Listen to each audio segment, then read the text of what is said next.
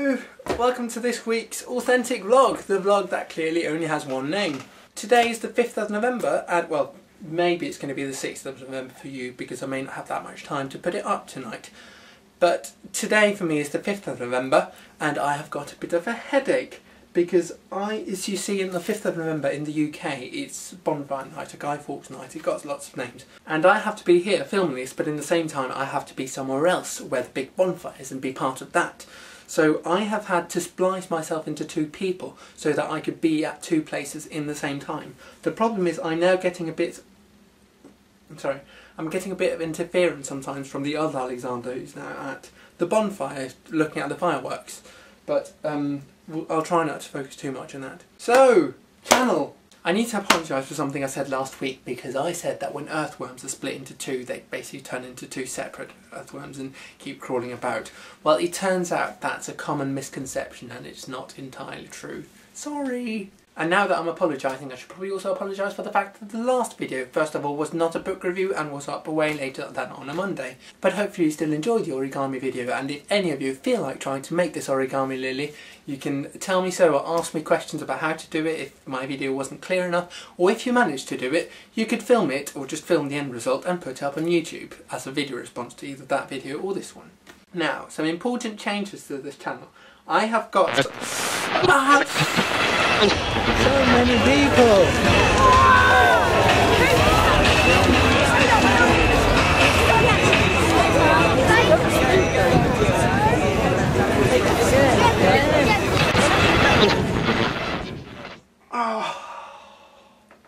I know.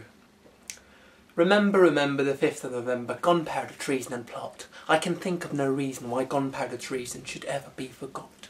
Guy Fawkes, 'twas his intent to blow up King and Parliament. 70 barrels of powder below, poor old England's overthrow. By God's providence he was catched, with a lantern and a burning match. Holla boys, let the bells ring. Holla boys, God save the King. See, the irony is, the reason I know the entire rhyme is because I'm not English. I had no idea what Bonfire Night was when I came here, but everyone was talking about it, and so I looked it up, and people were talking about this, remember the 5th of November, and it's a rhyme, it's almost a poem. I guess it's a poem, and so I thought to myself, okay, I'm going to learn this by heart, and now it seems like I'm the only one who knows the entire thing by heart. It's a bit like in My Fair Lady when Henry, or whatever his name is, points out that the only people who really know how to speak proper English are the ones who are not English, because they were taught how to speak. Anyway, I'm getting sidetracked. I wanted to show you some changes that have happened to my channel. First of all, bam! I have got a projector light. I haven't turned it on right now because it would like completely ruin the picture. But it is extremely powerful compared to the two other lamps I have. And I'm very probably going to use it in my next videos because it will allow me to film in the evening while still making it seem as if I'm filming during the day. Another little change that the very observant may have noticed in the last video is this.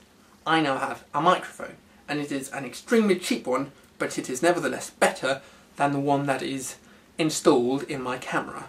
So now I can get some good quality sound when I'm not actually filming. Now, viewers, I am very disappointed. No,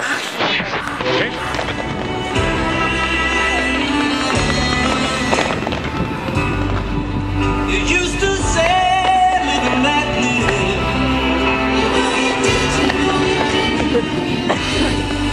But if this ever-changing world in which we live makes you give it up, say live and let die.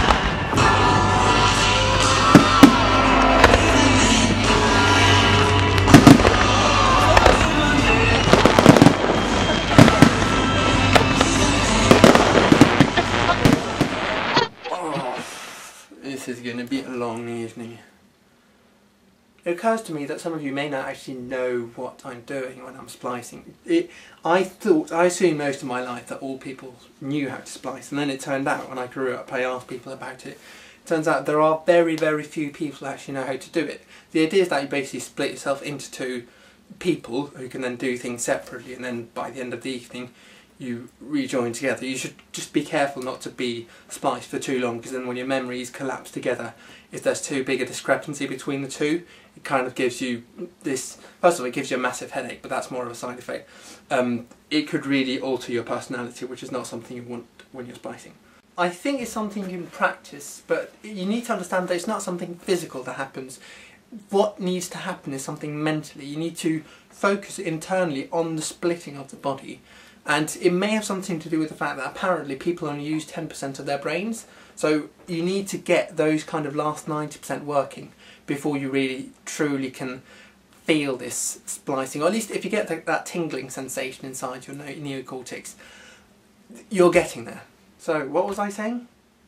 Oh yes, I am very disappointed in you, because last week I did an interesting answer to an uninteresting question, and yet no one left in the comments an uninteresting question for me to give an interesting answer to. And if only you had done that. Because now you can leave as many uninteresting questions in the comments as you like, but I'm not going to answer them, because next week there's not going to be another vlog. In fact, this is going to be the last vlog, and I'm sure you'll know by now why that is. So, thank you for watching. This is The Missing N, signing out.